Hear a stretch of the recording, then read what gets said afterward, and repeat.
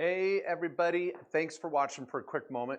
I've got a surprise for you. Today we're going to talk about writing off the Apple Watch. I know that's kind of a Wonder Woman or Super Twin thing, I don't know. The studio here, they said I had to do that. So we're doing Apple Watches, we're doing smart watches, we're doing Android watches. You've got to maximize your tax write-offs, and I want to be here for you for the next 20 minutes, live Q&A, helping you save taxes, get a bigger refund for your taxes you may have not filed for 2018, and doing it right in 2019. So the topic today is how do we write off these cool devices on our hands and all electronics? And I'm open to comments. I would love to hear some comments of someone out there that has a creative write-off when it comes to electronics. So I'm just gonna get your juices flowing. First of all, before we get to the watch. Oh, by the way, real quick, I'm gonna be giving away a book, the Tax and Legal Playbook. I have a whole chapter on the missed deductions, the write-offs so many business owners don't maximize. And I'm here for you. I'm a CPA, attorney, best-selling author, yada, yada. And if you got a question on what you can write off on last year's tax return or here in 2019, throw it down. I'm going YouTube Live, I'm going Facebook Live, all of my entrepreneur peeps and those on my YouTube channel. Okay, here's the deal. Think of your cameras. I would love you to write off any camera you purchase because you're going to use that camera to take pictures for your website, to possibly even shoot video. And I'm thinking video cameras for video, but some of those nice Canons, you know, you're going to be shooting video with your DSLR, how do I say it, Dylan? DSLR, I always get the L and S mixed up. So if you're shooting with the DSLR or you're doing video, you need to write off all those cameras because you need them for your website. Maybe you're doing real estate, maybe you're doing products, you're doing services, you're doing a YouTube channel. All of those electronics should be a write-off. Number two, I wrote off a drone. Why not have a drone to take pictures of your business property, your rental property, maybe some videos for your YouTube channel? Drone for anything, taking pictures for my YouTube channel, which is my business YouTube channel, of course, and for my website and for my real estate. So I think that's another way to think of some write-offs. Now let's get to the watches. So anyway, the IRS considers these watches a Bluetooth device. I can make phone calls on it. I can control my calendar. I can make appointments. This is much like an earpiece. It just happens to be on my arm. Now you cannot write off a regular watch. That is a personal jewelry item. But if you have a smart watch that you can use in your business, there's our write-off. Folks, here's the deal. When you go to think about doing your tax return last year, I want you to think of all the expenses you may have made at Best Buy, Apple Store, anything electronic whatsoever, a Sammy's or anything like that. And if you can use it in your business, I can write off maybe all of it and or a portion of it. So it's very common that I can do a portion of it even if you have some personal use. Now, what I like to do about laptops, let's go to laptops. Laptops are a great one because as long as you have a desktop computer somewhere in your house, that's for your personal use. See what I mean? You got your desktop computer for personal use. Now, you buy a laptop. That's so you can be on the road and do business, especially for you internet marketers or those that are selling product. You need to always get online to control your PayPal, your merchant account, your website, anything you may be doing online. My daughter sells products online, and she's got to have cameras and video cameras, lighting, backdrops, all sorts of material that you're going to use in a production to sell a product or service. Also on this note, I wanted to say, do you know there's more searches on YouTube every day than Google? And so if you're running a business, you should be having some sort of YouTube channel. Another child, I have 4 kids. I've got 3 children that have businesses. I want all my college students to have businesses. And my other daughter, I have twins, she sells real estate. She sells raw land and she's working on her realtor license. Well, I want her to shoot video for her YouTube channel. She's got her own website to market her properties, and all of her equipment is going to be a write-off. Now let's get to phones. See, look at this. Let's make a quick list. We've got our watches, and I'm gonna put a smart watch. A regular watch is not a write-off. We've got drones. We've got cameras, we've got video cameras, Then I wanted to talk about laptops, right? We hit that. How about iPads? Because you're going to need access to your iPad to return social media during the day, shoot video, hold webinars. I want iPads to be a write-off. And then the next one is the computers. Now computers, again, the big thing here is with the IRS is they're going to expect everybody to have some use of a computer. Makes sense. So if you can dedicate a computer, an old one for personal use, then the laptops, I can go 100%. The iPad, I can go 100% because you use your computer for the personal items. So it's okay, and it's very common to do a percentage of personal and business use.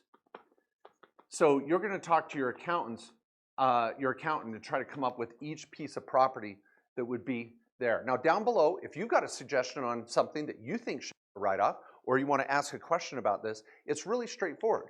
And I want you to go back into last year, go through your credit card statements, go through your debit cards, and think of anything you may have bought at the Apple Store, Best Buy, or these computers and technologies. The next thing is, don't worry about using your business bank account for all of these types of expenses. Some of you that may have started your business and you're just getting off the ground, maybe you bought some of this stuff before your business launched. You can contribute it to the business and then write it off or a portion thereof in the year you start the business.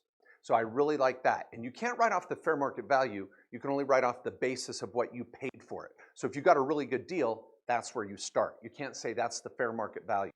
So don't worry about it not going through your business bank account if you're starting.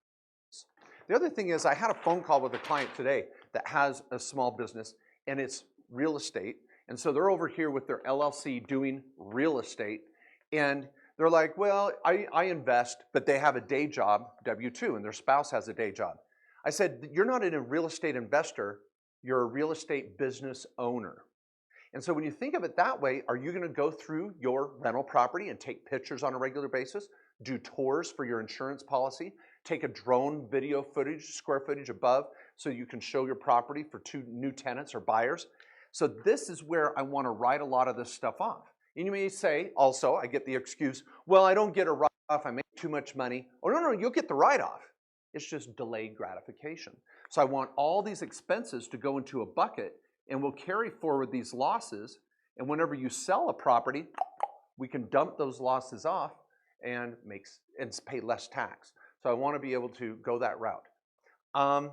So track all your expenses, no matter if they're on a credit card or a debit card. I'd like to see receipts, but receipts are there for audit protection. So if you ever get audited, we can go there for print them out and use them. You can scan them in, save them. And then also, as you're going through all of your expenses, you can talk to your accountant about the percentage of business use and how much you write off. Now, I'm here. We may just keep this to be a short little quick video to the point, writing off your electronics, Apple Watches. I'm trying to think if there's any other electronics I'm missing. Let's go back through our master list here. Oh, I wanted to talk about your cell phones. Now, here's the rule with cell phones and business. This was an IRS ruling in the last few years. You can write off 100% of your cell phone and the cell phone service as long as you can show you have a home line. So you have a home line for personal use, you can justify the cell phone for business use. Now some of you say, well, Mark, I don't even have a home phone. Well, just ask your AT&T, your DirecTV, your UVerse, your package at home with cable to issue you a phone number. A lot of people can get a phone number issued to them as part of their already digital satellite or cable service.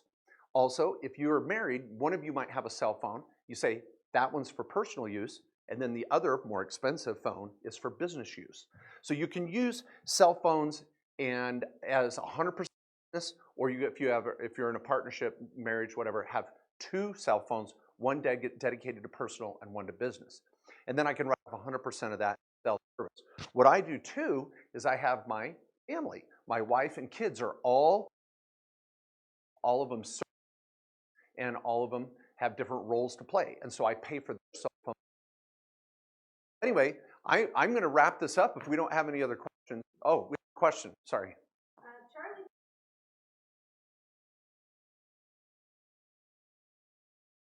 Oh, wow. asked camera, can I write off for classes? Okay, Charlie, that is a great question. In general, I'm going to say yes. Now, we have to ask ourselves, is this a top-line college, university, community college? Was it just a training course online? Was it improving your skills as a business owner because you needed to take this photography class, or a class on how to shoot video for your business? So if I can directly relate the class to your business, I'm writing it off, Charlie. But if it's just for you to become a better, get a college degree, we're not going to generally go there. I normally do not write off tuition at a college university because that's built for your personal education. But if I can directly relate it to your business, I want to write it off. So I'd bring it up with your accountant on that one. And another question. Dallas, Texas here. He wants to know, he's a corporation, but they operate in California as a sole proprietor, but he wants to know where the deduction goes. Okay, this is Dallas, Texas. He said they have a corporation, I take it, in Texas, and then they operate as a sole proprietorship in California. That's a little unique because I'll tell you now, if your corporation is doing business in California and the California Franchise Tax Board finds out about it, they're going to make you register to do business in California, and they can fine you up to $800 per month as a minimum franchise tax for not registering in California. And I know it sucks, and I know you want those clients in California. Now, you may say, well, Mark, I really don't do business in California. I just have clients from California. Okay, I might not register you in California. This is called Nexus. And if you have employees in California, you have a location, you have subcontractors on the ground in California, going out and selling in California. What's really going on, Dallas? Your business, your corporation is doing business in California. I don't think you can justify it as a sole proprietor. So I would look into if you doing business in another state, you need to register to do business in that state. Now I can have someone from California call me up and say, Mark, I want you to set up my LLC. Okay, cool. I'm not doing business in California. But if I go to California and start knocking on doors or have employees or an office there, now I need to register there. Second, if you said you have expenses, I'm going to write them off in your corporation. And this sole proprietorship, I don't know what's going on with that. I would really get a second opinion because normally I'm going to just, if it's a sole prop of the corp, you're going to do a consolidated tax return. You're going to write it off all here. I think you should have a call with your accountant or get a second opinion on what you're doing. Facebook, what do we got? Oh, I'm a fan that actually thought that you own Apple Watches. So yeah, two Apple Watches. Do you really need two? Okay, I do not. I do not own two Apple Watches. We thought it'd be cool. In fact, this one's cutting off the circulation to my hand. Okay, so this was Mallory's watch, and she says, "You can borrow my watch." I mean, she's got the body of a teenager, so this is just tiny. So anyway, my hand can breathe again. So anyway, but no, I have one Apple Watch. We're good. We're rocking. Yes, next question. Okay, so so ALOK, he said that I'm starting a new social media marketing business. I need to buy a new computer, camera, and some other equipment for podcasting. Can I write off this stuff if I don't have clients yet? Okay, ALOK says, now this is ALOK, says he's starting a internet marketing social media business, and he has buying a camera, buying a computer, and getting all geared up to do podcasts and a YouTube channel and all that good stuff. You're going to use Zoom or Skype. I don't know what you're love it. Now, listen to what's going on here. He might be in what we call startup mode.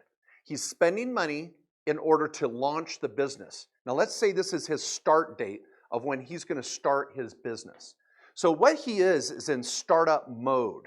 This is startup mode, and it's very common. So you're going to get to write those off, but not until you have your first sale. You've got to sell something. Some of you heard me, let me give another example. If you're going to go open a lemonade stand, you're going to buy sugar and cups and ice, build your sign. You got the coolest looking lemonade stand on earth. It's out there on Main Street and you're ready to go. Are you in business yet? No. Can you write everything off? No. Not until you sell 1 cup of lemonade. Now you're in business. So I'm going to take all those startup costs and write them off, up to 5,000 in the first year. I'm gonna write all of them off in the first year once you have a sale. So ALOC, you wanna get out there. You wanna start making money as soon as possible because that's the triggering point to start writing everything off. So people, track all your expenses, even if you're in startup mode, until we have a sale. Mallory. Back to cell phones. Osmond wants to know if I have a Google Voice number as an app for my business, and a regular number for my personal, can I still write off my bill? Okay, so first name? Osmond. Osmond says he's got Google Voice. Now, this is a tricky one. So let's say Osmond says, I want to use Google Voice for my home phone. And then my cell phone's a write-off because I have Google Voice for my home. Well, what's really powering Google Voice? It's your internet, right? Your internet pays for your Google Voice. So now I can't write off your internet at home because your internet is really providing your home phone number. I would rather see your phone number tied to your cable because I'm normally going to not write off personal cable or direct TV. It's too personal. Even if you watch Fixer Upper with Chip and Joanna, I'm not going to write that off. But your internet I would like to write off as a business expense, but if it's powering your Google Voice, tough. Now let's say you have Google Voice for everything. Second option, Osmond. You've got Google Voice and internet at your house. It runs your home phone line and business line. Well, I'll write off half your internet. So we can do a portion thereof. But we want to look at your cell phone. I bet, Osmond, you have a cell phone. So we're going to deal with that write-off and maybe allocate Google Voice to your internet. Yes, Mallory. Nicole says, should I register my LLC as an S Corp in South Carolina or have my Florida S Corp act as a parent company for state tax income purposes? First name? Kayla? Okay, Kayla is in Florida with an S corporation. Now, if she has an S corporation, we're not talking about passive income.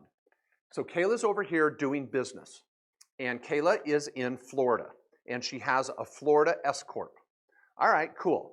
Now she does business in South Carolina, or was it North Carolina? South Carolina. Well, if she's doing business, now again, people, if someone from South Carolina calls her up or goes on her website and just buys a few products, am I going to pay tax in South Carolina? No, I'm generally not. I'm not even going to collect sales tax. Under the new laws, you've got to have a certain number of sales in most states before you can even collect sales tax. Does she have a location in South Carolina? Does she have an office with employees in South Carolina? Own real estate in South Carolina? If Kayla says, no, I just have a few South Carolina clients that call me in Florida. See, again, I'm not going to register in South Carolina. Now, if she says, no, Mark, I've got operations in South Carolina, I'm going to have to allocate some of my revenue to South Carolina. I'd tell you the first thing I do probably, Kayla, is just register foreign. Take your S Corp and register it in both states. Then you're going to bifurcate your income. The portion that goes to South Carolina, you pay tax. The rest in Florida, no state. I want you to push most of your income to Florida and pay very little state tax in South Carolina. Another thing she could do is set up a subsidiary for South Carolina. She might have partners, I don't know. But I'll tell you this, Kayla, one S Corp. That's all I want you to have is one. This is your main S Corp that you're doing your salary out of. I'm either going to register it in South Carolina or set up a subsidiary in South Carolina. Back to Facebook. Okay, Robert has a question. Can I write off clothing specific to my industry? Okay, Robert says, can he write off clothing specific to his industry? Yes, it depends on which type of industry. Let me give you some examples of yes and no. I don't need to write it down. Let's just work it here. Let's do yes. I'm a doctor. I bought scrubs. I'm an x-ray technician. I bought scrubs. You want to lay around in the evening and your scrubs are like pajamas for you? Cool. I'm in construction. I bought steel-toed boots. I'm a fireman and needed some overalls or whatever. I'm a policeman and bought some guns. I have I'm sorry, I went from clothing to guns, but that's fun, right? Okay. So anyway, but if you're buying clothing that's specific to your industry, if you're a Century 21 realtor and they still make you buy a gold jacket, which I don't think they do, then you could write off your gold jacket. Now there is an entertainment exception. If you are a true model entertainer, now believe it or not, Liberace was the one that took on the IRS in this, and Elton John even had some IRS cases, if I remember correctly, but I know Liberace did. Liberace was known for these flamboyant outfits, and Elton John back in the 70s also would go on stage with these crazy outfits to perform in. He wanted to write off his clothing. The IRS said no. He said, screw you, I'm going to court. So they went to court, and the IRS said, well, if you're in the business of entertainment, then you can write that clothing off. And also for some of you entertainers that might be models or actors or actresses, because I model on the weekends. I don't, I'm just joking. Okay, that's what's funny about this, you know I don't. But anyway, if you are a model or an actual actor or actress, you can write off your haircuts, your nails, your makeup, because that's part of your profession. So things you cannot write off: a suit. I'm gonna go to church in my suit. I can't write off my suit even though I wear it on stage. So business clothing is never gonna be a write-off. It's just not gonna happen. So it's gotta be specific to your industry. All right, back to Facebook again. Okay, Tim has a question. I travel for work. Could I write off 100% of my camper since I use it for work instead of hotel? Tim, I love this. Guys, you're gonna love this. He says he travels for business. He wants to write off his RV or camper, his trailer. And he wants to write off 100% of it. Okay, so is there a chance he could? Yes, but it's based on the facts. Number one, I need to know, where's he going for business? You know, what is his business? Now, if he's going to trade shows, or maybe he's a contractor and he owns rental property and he's going to work on his rentals and all of his tools are in his camper and trailer, and he pulls up, like you might see a trailer at a construction site, and he lives in it and works on his rentals. I'm loving it. I'm writing off 100% of that trailer. Oh, but then Tim, he took the family, got in the RV, and went to Yellowstone for a week in the summer. Okay, now we have some personal use. Look, trailer throughout the year and divide it proportionally. Maybe I write off 80% of the trailer because we know there's some 20% personal use. Now, does the IRS have Tim under surveillance? I don't think so. But you don't want to get greedy, people. Most IRS agents are pretty reasonable, and they know if you have a kick-butt RV in the driveway, you're going to go out to Glacier, Yosemite, or Yellowstone once during the year. Own up to it, Tim. I'm calling Tim out. Own up to it. If you're using your RV for a little bit of personal use, fine. Just go 90%, Tim. Don't get greedy. But the point is, people, RVs can be 100% write-off as long as you have a sticks and bricks home that you live in and you use that RV for business. I'm talking. I'm interested. Mallory. Jet says, are there any grants to help on startup for digital marketing? Okay, he asked if there's grants that you start in internet marketing or an ad agency or something like that. Yes, there are grants available. Now, do I know of them? I don't. Some of you that might be older, if you remember on commercials, even just 4 or 5 years ago, there's a guy that he'd wear a jacket and he had question marks all over him, and he'd be in front of the Capitol. And he was like, there's free money out there. There's grants that go unused every year and blah, blah, blah. And it was an infomercial, and he'd sell his book of all the grants. That's true. It's legit. I think what you want to do is get on some Google searches and start looking for a list of grants that you might qualify for. Now, I'm not going to get racial here, but I will say you might have a hard time finding a grant. They're generally going to be for people that are facing uphill challenges. Frankly, you know, they might be coming from a low-income area. They might be challenged with color or a sex or an age or a disability or something like that. But they're, you know, if you're just a Joe Blow out there looking for a grant, there are grants. Go out and look. But I'm just saying, usually you got to fit some sort of unique criteria. I'm on an Indian reservation and trying to, you know, get my family off the ground with a new business. You might have some chances there. So just look around, and I mean to offend anyone, but that's typically how grants work. They're going to look for a segment of the population they want to help. Lucretia has a question. So how do you calculate the amount of household sessions for a home-based business? Okay, so Latricia, fair enough? Lucretia, I apologize. She says, how do you calculate your home-based expenses for your business? People, this is very important. This is the home office deduction. I want to let everybody know, I'm not writing off your groceries. I'm not writing off your home and all this crap. There's a lot of aggressive tax planners out there. Not a lot. I want to say that. There's a few tax planners out there that try to write off everything under the sun. Now, do I want your kids on payroll? Sure. Do I want the home office deduction? Absolutely. But if this is your house, what we're gonna do is we're gonna find out what's that segment of your house that you use for business. And it's gonna be a square footage scenario, and we're gonna say, all right, I've got two options. I can go simplified or actual. I'm not writing off the fridge and the groceries and all that crap. I'm gonna go for the simplified home office, which is $5 a foot up to 300 square feet for a total of $1,500 for the year. Not bad, low-hanging fruit, go grab it. Or you're gonna take a percentage, so if this is 200 square feet and I've got a 2,000 square foot house, that means I'm using 10% for business, and I take this 10% and I multiply it by my mortgage interest, property tax, utilities, all that stuff, but not groceries and some of those household expenses. So be careful there, but this is the long version, and you're gonna use a percentage of all those things: mortgage interest, property taxes, utilities, HOAs, improvements, repairs, and then over here you're gonna go simplified. Kevin wants to know, he bought some equipment 2 years ago for a startup that will incorporate this year, and he's gonna make his first sale this year. Can he write off that equipment? Okay, so Kevin said he bought some equipment 2 years ago. He was getting ready to launch a business that will now be incorporated this year. Kevin, love it.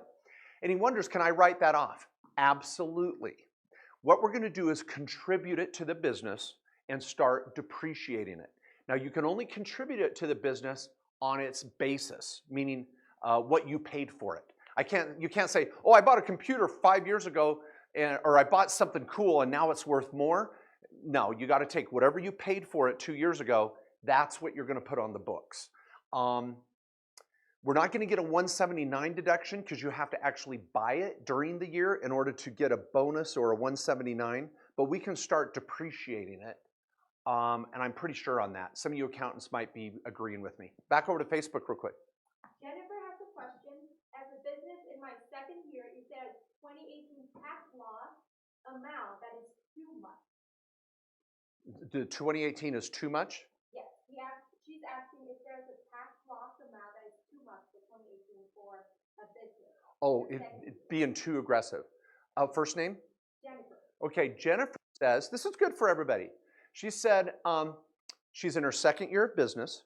She just filed her 2018 taxes, or getting ready to, and she's got a big loss. And she says, how much is too much? Well, Jennifer, it depends. It depends on your overall situation. You know, what other income you might have. Is it $10,000 or is it $50,000?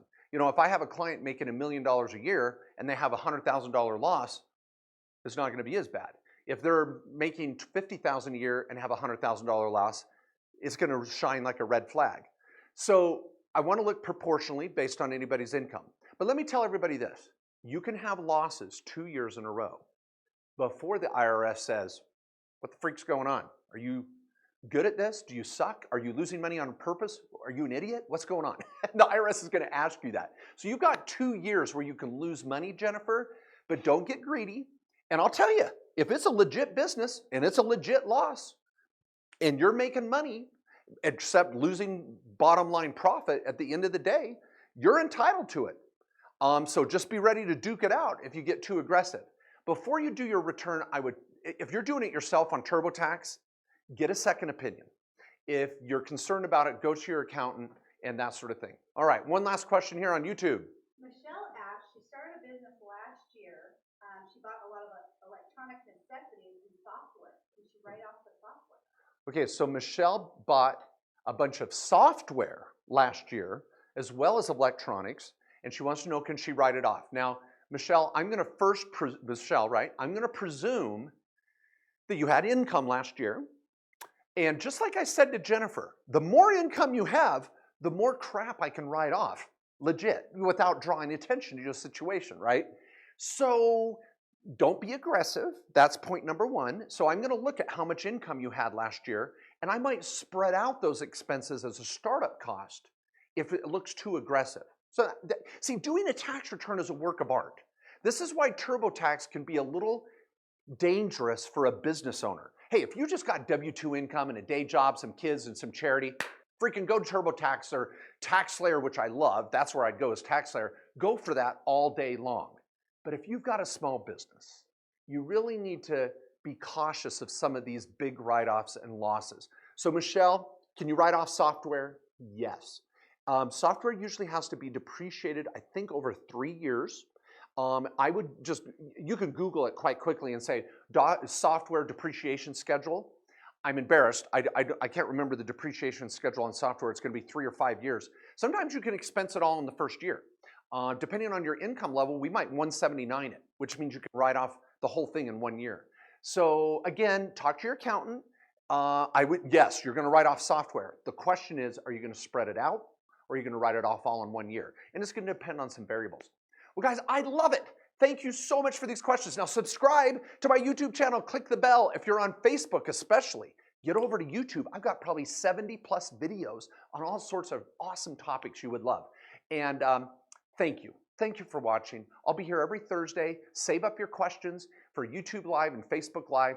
And I've got some great books on Amazon. Just search for Mark J. Kohler. I've got some awesome videos on my website that are very, very affordable. Lifetime membership to all these little videos for a few $100 for hours on end on ways to build your business and grow it and save on taxes. People, remember this. It's not just making money, it's saving money too. It's the yin and the yang. So just don't hyper-focus on those cool Tony Robbins events and making money. Remember to protect it and save taxes everywhere you can. It's your #1 expense. Thanks. Keep living the dream. Boom.